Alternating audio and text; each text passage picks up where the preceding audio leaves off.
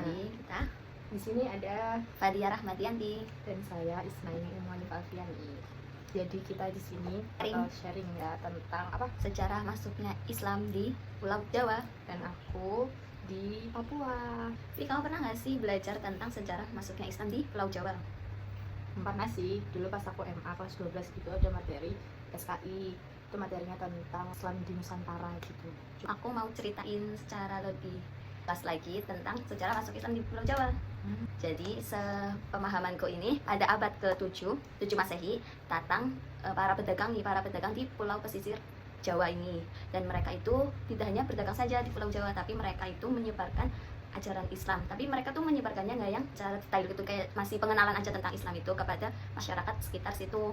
Dan setelah pada abad ke-14 Masehi ini tepatnya, si para ulama ini mereka itu datang nih ke Pulau Jawa ini, dan dengan datangnya para ulama dari belahan dunia, entah ada yang dari India, dari Palestina, dan lain-lainnya ini, akhirnya mereka itu menyebarkan lagi tentang ajaran Islam ini yang lebih detail. Kayak tadi udah dikenalin nih masyarakat tentang agama Islam, tapi hanya baru tahu agama Islam gitu. Terus setelah para ulama ini datang, jadinya mereka masyarakat itu tambah mengenal Islam gitu, Islam begini-begini. Terus akhirnya si para ulama ini menyebarkan ajaran Islam ini dengan tentang seni itu kepada masyarakat itu, tentang metode takwa yang lebih bisa dikenal masyarakat lebih enak gitu, biar menjelaskannya kepada masyarakat itu lebih secara spesifik. Terus mereka itu para ulama, tepatnya Wali Songo ini menyebarkan Islam ini kepada masyarakat sekitar, yaitu mereka tuh pada zaman dulu itu masyarakat sekitar itu masih pada manut agama Hindu dan Buddha. Terus setelah datangnya Wali Songo ini, mereka mengajarkan agama Islam dengan berbagai metode. Yang pertama itu ada metode pendidikan. Para Wali Songo ini menyebarkan agama Islam dengan melalui pondok pesantren. Terus yang kedua yaitu dengan menikahkan para putra dan putri raja ini dengan para penduduk sekitar, agar para raja dan keluarganya itu bisa masuk Islam. Terus yang ketiga itu dengan seni. Jadi para ulama ini mengajarkan Islam itu dengan metode seni, semacam contohnya Sunan Kalijaga itu dengan metode pewayangan, dipadu-padankan dengan agama Islam. Akhirnya si masyarakat itu kan lebih menangkap, karena dengan adanya budaya lokal yang tidak ditinggalkan oleh para ulama yang menyebarkan Islam di Pulau Jawa. Jadi seperti itu kurang lebihnya. Gimana, kamu tertarik nggak belajar lebih lanjut tentang ini? Tertarik sih, dari 4 ya tadi yang disampaikan. Itu yang familiar dengar itu lewat Seni.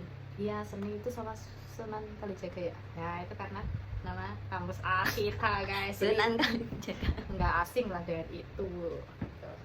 Terus ada lagi nggak? Pemahamanku ya kurang lebih kayak gitu sih. Sebenarnya Wali Songo itu kan ada 9, dan menurut yang aku baca di artikel atau lihat podcast gitu di YouTube, itu tuh emang sebenarnya nggak Wali Songo aja yang menyebarkan agama Islam di Pulau Jawa. Banyak kok para ulama yang lain, cuman yang lebih fokus kepada Pulau Jawa itu dinamakan yang Wali Songo itu guys.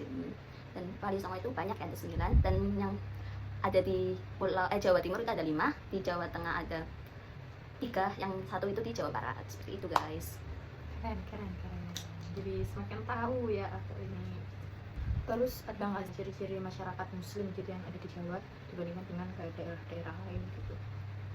Kalau sepemahamanku ada nih, masyarakat Muslim Jawa itu lebih ke memadupadankan nilai-nilai budaya yang ada di sana atau budaya lokal itu dengan adat atau dengan ajaran agama Islam. Jadi tidak meninggalkan adat yang dahulu, kayak dipadupadankan biar kayak masyarakat itu paham, dan kayak mereka tuh merasa kayak dengan adanya ulama ini tidak menghilangkan budaya lokal, tapi kayak menambahkan pengetahuan kita terhadap ajaran agama Islam gitu. Kalau sepemahamanku ya seperti itu kurang lebih. Contohnya berarti kayak wayang gitu ya? Iya, kayak budaya yang wayang zaman dulu, kayak budaya seni itu semacam itu. Terus ada lagi nggak kira-kira apa yang sekiranya menurut kamu aku ini kurang tahu gitu? Udah, gitu aja yang bisa aku sharing ke kamu tentang sejarah masuknya Islam di Pulau Jawa. Oh ya, kan kamu kan dari Papua nih, kira-kira kamu tahu nggak tentang sejarah masuknya Islam di Papua itu? Bolehlah sharing ke aku. Ya, jadi aku bakal sharing ya. Yang pertama itu, ya ini aku juga dapat referensi dari kayak bacaan-bacaan sama video-video kayak gitu ya dari YouTube. Nah, penyebaran agama Islam di Papua ini tidak terlepas dari pengaruh atau dampak dari kerajaan-kerajaan yang berada di dekat wilayah Papua. Itu ada di Maluku. Nah, Maluku itu ada Kesultanan Ternate, Kesultanan Tidore, dan Kesultanan di Pulau Banda dan Seram. Nah, karena di sini itu nantinya agama Islam itu menyebar melalui Kepulauan Raja Ampat yang ada di Sorong dan yang ada di Semenanjung Anim di Kabupaten Fakfak gitu. Nah, Fakfak ini kan berada di Papua Barat ya.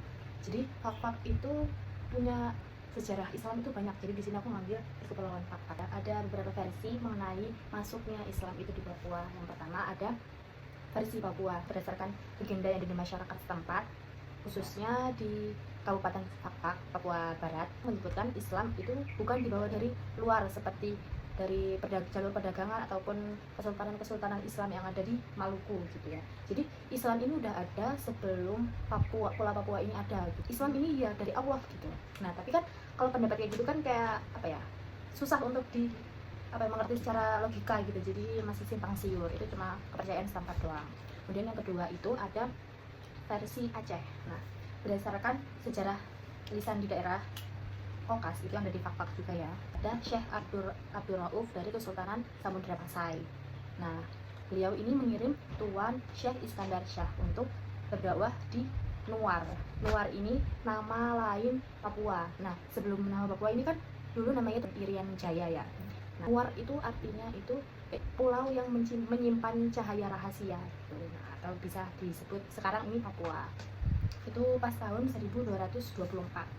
Kemudian yang ketiga itu ada menurut tradisi Islam lain di Fakfak. Nah, Islam ini disebarkan oleh Mubalik yang bernama Abdul Ghaffar yang berasal dari Aceh pada tahun 1360 sampai 374 di Rumbati. Nah, di sana di Fakfak ini ada peninggalan Islam gitu ya. Ada masjid tua yang ada di Patimburak di Kabupaten Fakfak. Nah, itu tuh juga merupakan pertanda masuknya Islam ke Fakfak itu sebelum tahun 1870. Nah, hal ini juga itu menjadi penguat dari berita yang disebarkan oleh seseorang yang menyatakan bahwasannya Islam itu telah ada di Fakfak sejak tahun 1606. Kemudian yang keempat itu melalui Kesultanan Bacan yang ada di Maluku.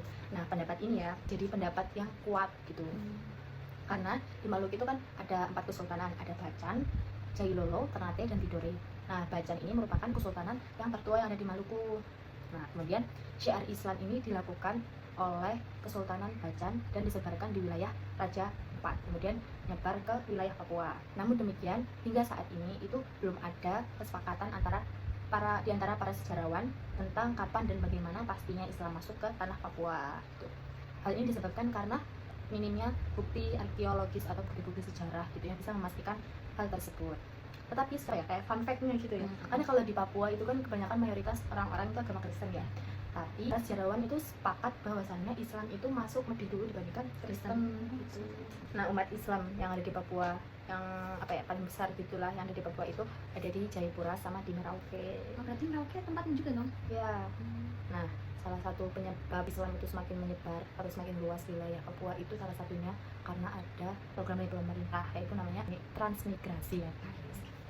Karena kan, nah program transmigrasi ini banyak penduduk-penduduk dari kayak Sumatera gitu, Jawa, Sulawesi, Maluku, NTT kayak gitu banyak gitu. Kayak di tempat aku atau di daerah perumahan aku itu kebanyakan orang-orang pendatang. Hal itu kebanyakan berasal dari agama Islam gitu teman-teman. Itu dia penjelasan atau sejarah gitu ya tentang masuknya Islam di Pulau Papua.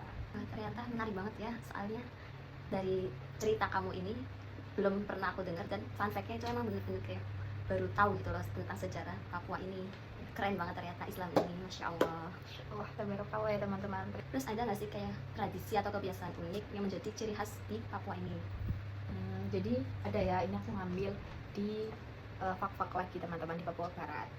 Kebanyakan gitu ya itu di masyarakat di Fakfak ini menganut dari beberapa agama yang tapi mereka ini saling toleransi gitu ya.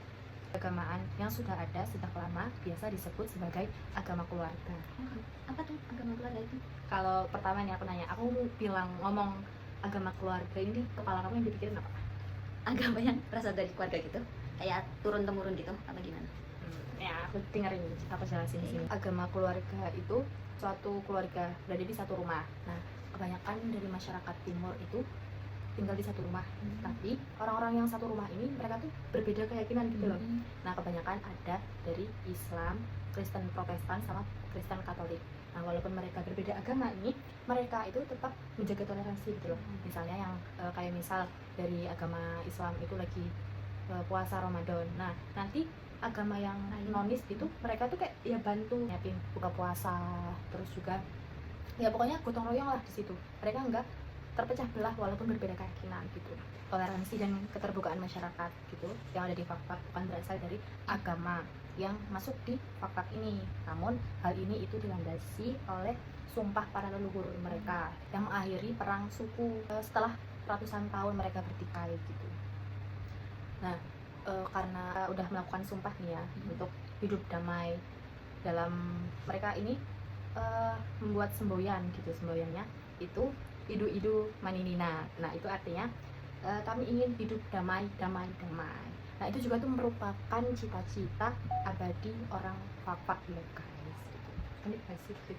Iya unik banget, kayak wow ternyata bisa ya satu keluarga tapi beda-beda agama dan mereka tetap toleransi, ya, keren gitu loh. Ya itu juga kayak banyak gitu loh masyarakat yang apa ya, hidup dalam agama keluarga ini. Juga kayaknya kalau misalnya agama keluarga ini itu diterapkan di daerah lain tuh kayaknya belum tentu bisa gitu ya mereka. Kayak contohnya kita ambil di Aceh. Aceh kan mayoritas agama Islam lah. Nah mungkin kalau misalnya agama Islam mereka itu menganut agama keluarga ini kayaknya sulit gitu ya. Masyarakat sendiri juga kayaknya kan itu keunikan dan masyarakat timur teman-teman. Peristiwa berabad-abad lampau sudah membentuk ya karakter masyarakat di Fak-Fak ini gitu.